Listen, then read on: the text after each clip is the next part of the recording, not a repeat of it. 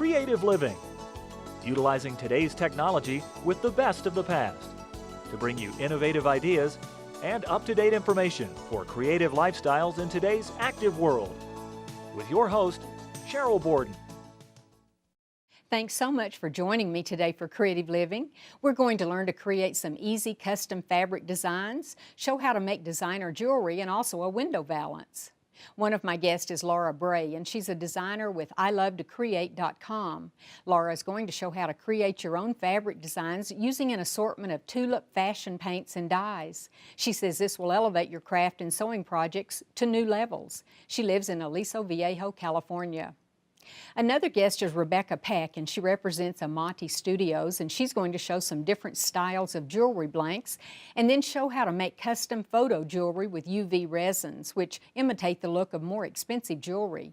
Rebecca's from Phoenixville, Pennsylvania. And my first guest is Terrell Sunderman, and she's going to demonstrate making an attractive window valance. This valance can be used to dress up an uncovered window or to add color and softness to an existing window treatment, such as mini blinds. Terrell will show us step-by-step how to measure the window, select the fabric, and then how to create a valance that will look very professional when you're through. Her business is Terrell Designs, and she's from Castle Rock, Colorado.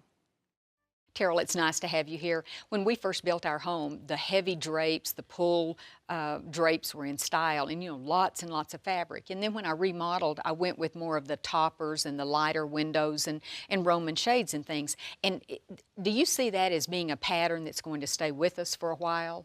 Well, Roman shades have been around for a long time, and they seem to have, right now they're very popular, but I think they'll always be. They're great window treatments and very easy to make in this day and age.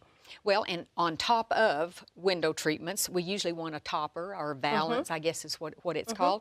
And you're going to show us some things to do and things that you've learned from practice that we don't want to do. So let's go ahead and take a look at the first one. This is a valance, and it's partially on a board here.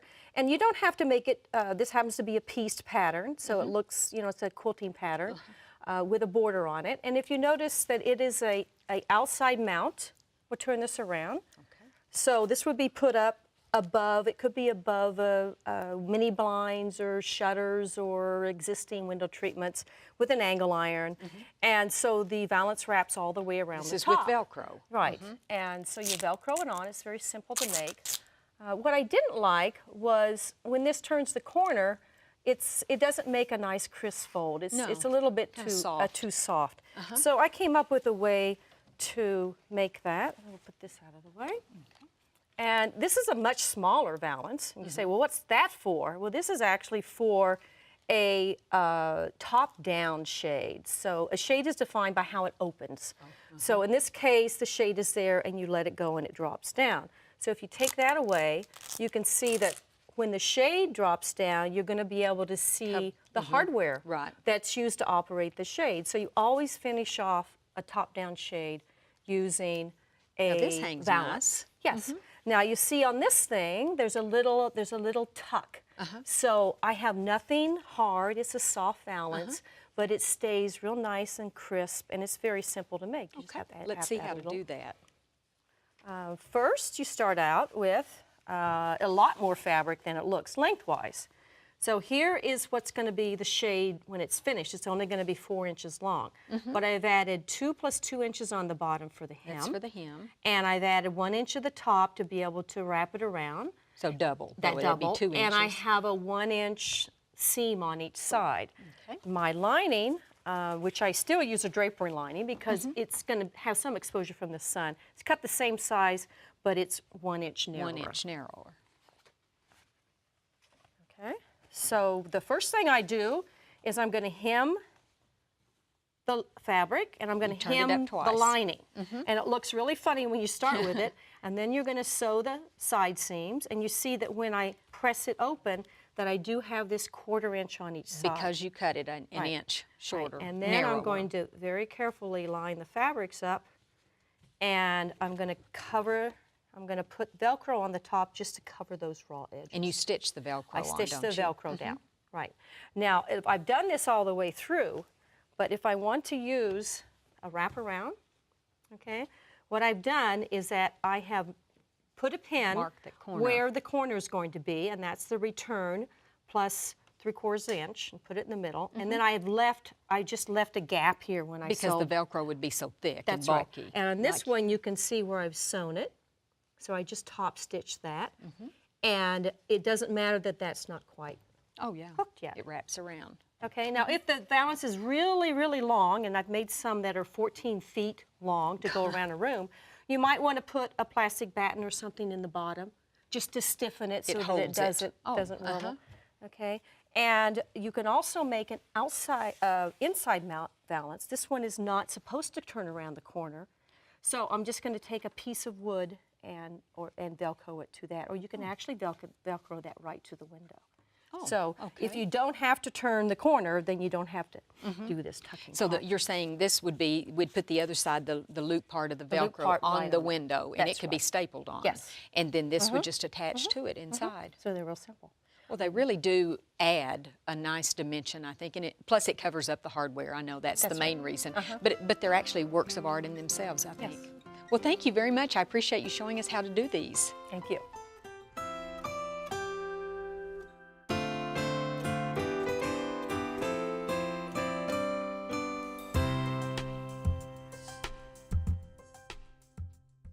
Rebecca, thank you so much for being with us today. I know you love to make beautiful jewelry, and what we're going to show is certainly representative of that. But why do you think making jewelry has become so popular? I think people see something that they really like, but it's maybe too expensive. So then if they can get all the stuff to do it themselves, they can do that. There's been a lot of focus on scrapbooking in the last few years, and now people are incorporating pictures into their jewelry making. So a lot of fun, different things going on. I hadn't thought about that. And of course you start with findings. That's Yes. what you call the things that you make, like for instance this bracelet. This comes just like this. That it's like comes little trays. just like that, yes. And smaller size and rectangles. And we've got two different circles. kinds. These are from Amate Studios, and they've got a base elements collection and a designer's collection. So this is all stamped. They're all silver plated. These are all built by hand. Oh, So someone has actually soldered the sides trays. on, gone back and cut around them, all polished by hand. So these are a little, if you wanted to make a really special gift for someone, that's we what would use this those. is. And they also have them for earrings. Earrings, and, yes. And then my bracelet, which I think is just gorgeous, that you made. Thank you. Couldn't And that's very easy, Cheryl. You could make that. Oh, I could. Well, Yes. I'm glad because I sure like this one. Okay, thank you. And then this would be a finding for a bracelet. Then we have Oh, pendant. And earrings. earrings. Yeah. So once you get all those things, you're obviously ready to start creating. This is one that you made. This one focuses or has the picture on the front. That one is actually just an image from an old catalog that I Xeroxed a couple of times. And actually, do you remember the old shadow boxes where you cut out Double it. smaller pieces of the picture? See back behind there. Yeah, so I layered her in there, and then I just used an old piece of jewelry on the front. Beautiful. And that one is actually, that's a sticker inside of there that I cut to the shape of the pendant tray. And then I filled it with resin, added the little bee charm, And then the little cured it the in little- our UV light, and then just added the little bird on. What to a the cute top idea. there. This is our steampunk pendant. So steampunk's very popular right now, all the gears and the mechanical stuff. So that's actually an old stamp in the back with some gears and just the UV resin again. Oh, this is really beautiful. And those are actually mica flakes.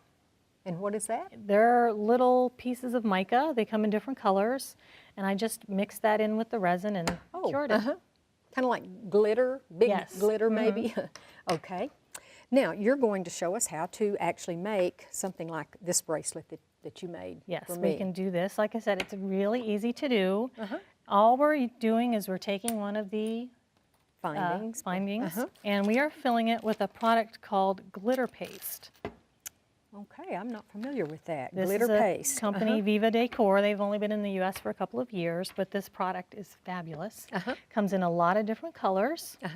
And it's all metallic looking. It's All all very glittery. and- Yes, it has glitter. It has caviar beads in it to give it dimension. And all we do is we take a palette knife, we scoop some out, and we fill our trays. Now, you've already done that? I've done that on this one, and you have to let it dry because as the water evaporates, it's going to shrink. So I you'll see. get some That's big why- cracks. Yeah, and it doesn't look full like It doesn't look this full one. like that It's one. gonna So then we're finish. just going to go back after it's dry the first time, and we're just going to fill it up again. So Almost like cake decorating. yeah, exactly. And this time, you'll just make it even I'll just because make it it won't even. shrink that much. Yeah, it shouldn't shrink that much, depending on how dry it is. And I would just clean off the sides a little bit, and then just set that aside to dry. And do each of the other Do colors. each of the other colors, and then you'll end up with something like that. And these are just smooth all the way across. Yeah, And so you don't have to put this in a kiln, you don't have to do anything Nope. like that? It's just finished once you... just done once it's dry. Yeah. Oh, that's amazing. And how long does it take to dry? It depends. Down here, Depending on it's- the humidity, yes, you said. if you're in a really Okay. humid area, it might take a little Little longer. longer. I do the first fill, and then I just let it sit overnight, and then I go back the next day and fill That's it kind again. of a good thing to do, just let it set overnight. Yeah. You know it's going to be okay. This is just darling. This, again, would be a pendant binding of the little tray. And the nice thing about a lot of our trays is they are sized to fit some of the punches that are available now. Uh-huh. Is this, would we find these in scrapbooking? You can find these, yes, at any craft store. Okay. So I just took a picture of my mom from a long time ago, and I punched it out with the punch. And then I used some Mod Podge. I put some in the tray, then I put my picture in, and then I put Mod Podge over it. So you didn't have to use any of the... I didn't use the resin on this, resin. but we're going to fill this with resin in a Oh, minute. now we will. But we Okay. want to seal the photo because it's paper, so it's going to absorb the resin. Oh, And okay. it'll get see-through looking. And if you're using an inkjet printer, it's also going to run because Oh, the that's ink's a not good- yeah, waterproof. If you're okay. using a laser printer, it won't run, but you still want to seal it because you don't want it to get that kind Mm-hmm. of translucent look. So what we can do is we can fill this. This is the sealer? This is the UV resin. Whoa, that came out fast. And I dripped some. Oh, this is the resin. Yeah, and we can take a little piece of That's how you attach the vintage little... jewelry. Yeah, it acts like a glue too. Put that right on see. the corner. And then I'm going to put a little piece of clay under here because we want to make sure that this is level before we put it in the light. And then I put this in my light, turn my UV light on, and let that sit for about 20 minutes, and it's done. Oh, It's very little different. oven. Yes, very different than the two-part resin that you have to mix, Mix. and then let it sit overnight. So this is quick, fast. quick and easy. And Instant is this, gratification. Is this just clear? I mean, does it always just come clear? Yeah, that just I comes see. clear. Okay. So that protects your photo. I mean, it's going to Right. be safe and not damage Yeah, it's it. a nice hard finish. Yeah, it really is.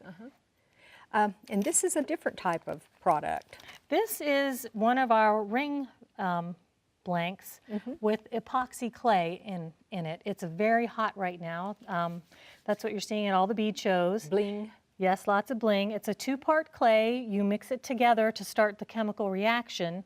You fill your jewelry blank with it, and then you just embed your rhinestones. All And of I- those that we've saved or Yeah. had broken necklaces or Exactly. whatever. I got this for $1 at one of the local antique stores. I see, okay. And you This just is what push the those clay in. looks like, you That's said. the clay. Yeah, there's It's a two-part, two-part. so it comes in.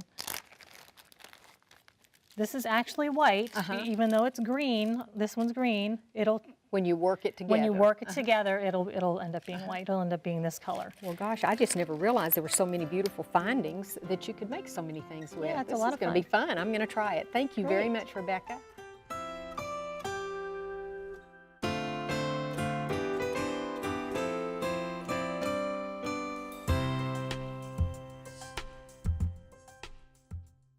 Laura, thank you so much for being here. I know as a designer and a crafter, you're always trying new things and experimenting with things, but you were telling me earlier about why so many of you have decided you want to create your own fabric to work with.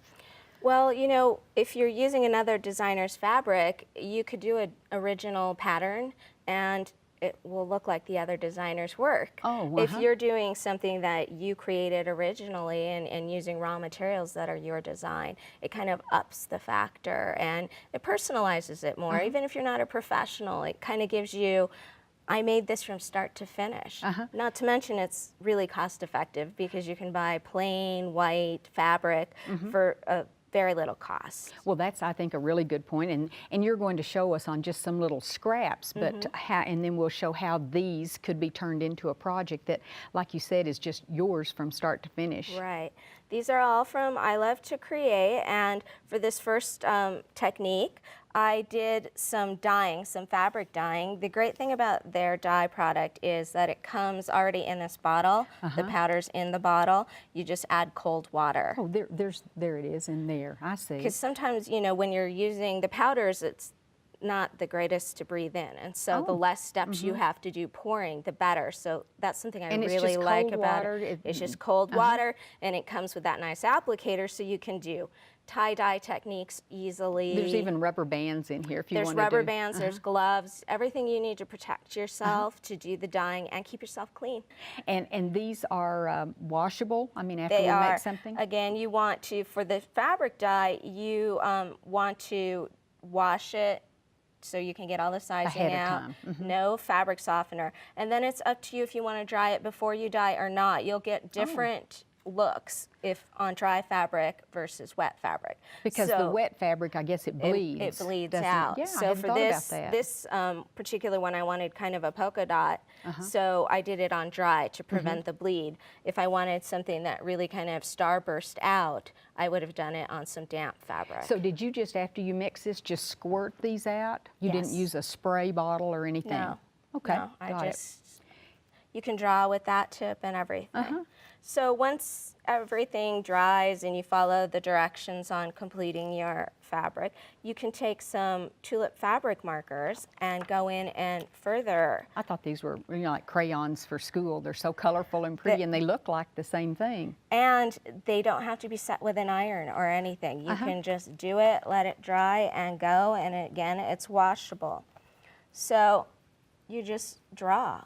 You know, I like to do flowers. Well, and for those of us who like to doodle, I think this would be a lot of fun. Exactly. You can use these for a million things.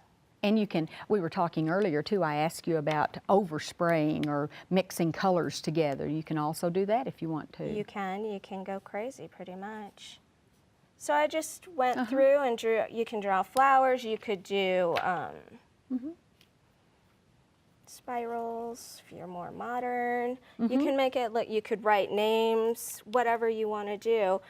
Then for this one, you can also use the Tulip 3D paint to got white, further and this is, embellish your drawing. Oh, you know, I was looking at this. I thought you'd glued down pearls. No, those it's three-dimensional, and again, it's washable. So, I mean, I did it for a journal in this case, but you could do this technique for clothing. Oh, And sure.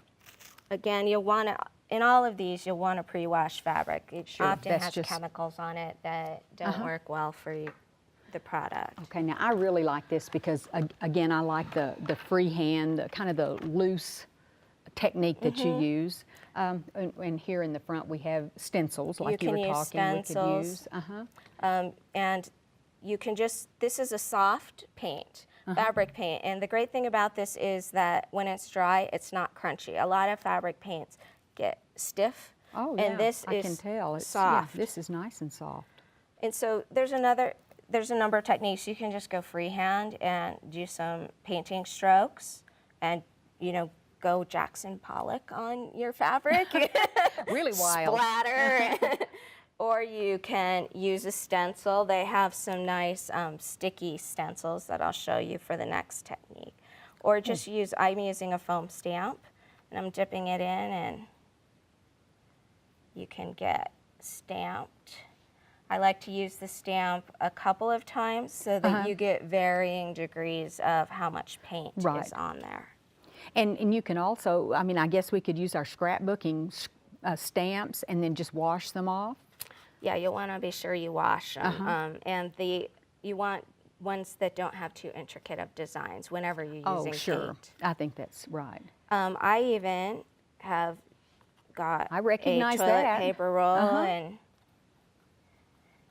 and again, I think the key when you're doing your own fabrics to remember is it doesn't have to be perfect. That's part of the beauty of the finished product, is that it has those little imperfections that give it more personality than if you had purchased a fabric. And we could also then go back and use the fabric markers and exactly, which is what I did on this. I just did the freehand brush strokes, and then I went in and drew some flowers with the fabric markers, and then added some of the beads up the here. 3D paint again. That look like beads, rather. Yeah. Really pretty. For this is a tulip fabric spray paint. Which is a little messier, I will tell you. Okay. So you don't want to do this with your couch right there. Oh, okay, that makes sense. And cover your table. Because there's going to be a little overspray. Now, before you start with, these are the same stenciled. You're not going to, right, they're adhesive on one I'm side. going to show you that first you can just do a splatter technique. Again, and that could be over your dyed fabric or after you had done some of those painting techniques if you just wanted to splatter. Or you can do the stencil, lay down a stencil. These are, they're sticky fabric stencils. So they stay. They come off you just peel them off the backing and they'll stay, and they also don't, I don't know, I'm a little messy, and so sometimes I won't push down enough and then it'll seep under the stencil and it'll ruin your design. But you just then... Now, should you start with a light coat, let it dry, come back? You so can do you a could couple that. coats. You don't want to do too much or it'll start to pull. And I would assume that if you're going to, say, make the crown in a different color, you would lay a piece of cardboard over the part you don't want. Right. So let's see how that would look.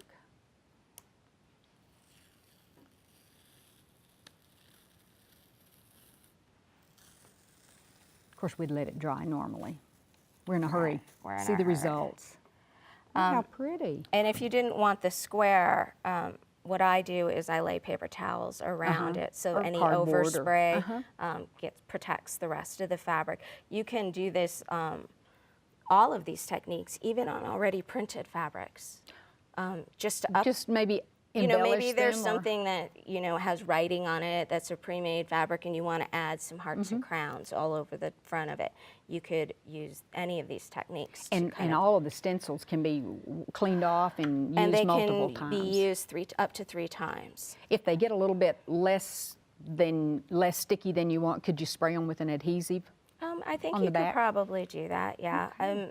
With the spray, you're going to get a buildup of paints and things. You Oh, want to yeah. wipe them off a little bit after Quickly your after you initial do it. use. Okay. Now this is interesting. Why you said the 2 end pieces were purchase fabrics. And they were just scraps I had, and I wanted to make this coffee cup cozy, and I didn't have another fabric to match that fabric. It's a little wild, so I went in and stenciled and made a little blue bird. So when you have fabrics that maybe you're making a quilt and you have a limited amount of your favorite fabric, you can use paints or the spray paints and really match what you have in stock and then not worry about it. I thought this was like the complementary fabric that came with them. You know, sometimes in quilting you can buy 2 or 3 that go together. Right, but sometimes those go out of date and you can't find what you want, so you can make your own this way. What a neat way to use up scraps. I'm always for that. So this is a coffee cozy. Got for it. a coffee cup. Well, thank you very much, Laura. These are really interesting techniques and easy to do, it looks They like. sure are. I hope you enjoyed the show today. Next time on Creative Living, we'll learn how to make some beautiful throw pillows, talk about an interesting fitness and nutrition program for children, and demonstrate how to combine quilting and embroidery machines to create various home decor items. One of the guests is going to show how to use Fusiboo fusible batting and a pillow insert filled with polyester fiber fill to create the decorative tabs on a fast, fun, fantabulous pillow. There's a new program called 5210 Mayor's Challenge that promotes healthy eating and physical activity in schools and at home. One of my guests on the next show will explain what this is and why it's important. It's available for any community, so you may want to check into starting this program in your area. And finally, we'll meet a teacher, author, and designer, and she's going to show how to combine a quilting and an embroidery machine to make pillows, wall hangings, garments, and of course quilts. All of these topics will be featured on the next Creative Living show. If you ever have comments or suggestions or ideas for shows, you can email me at cheryl.borden@enmu.edu. I'd also like to ask you to become a fan of Creative Living on Facebook. Just go to facebook.com and in the search window type in Creative Living with Sheryl Borden. Thanks so much. I hope you'll plan to join me next time for Creative Living. We are very pleased to offer a new booklet that accompanies this series of Creative Living. This booklet is titled the 6500 Series, and it features a wonderful collection of ideas and information, and it's available free of charge on our website. Posted as a PDF file, you can simply download the entire booklet, or just the segments you're most interested in. As with all of the Creative Living booklets, you'll find information on foods and nutrition, clothing and fashion, health and beauty, home decorating, and much more. For your copy of this booklet, go to our website at KENW.org and then click on Creative Living. Scroll down to the booklet section and you can click on this booklet or any of the other booklets we have available online. Once again, just go to KENW.org, click on Creative Living, and download the booklet, titled the 6500 Series. We also want to encourage you to sign up for our free e-newsletter. Just click on the Sign Up Now button and input your email address. That's all there is to it. You'll enjoy reading an up-to-date newsletter filled with interesting topics and information. Thank you.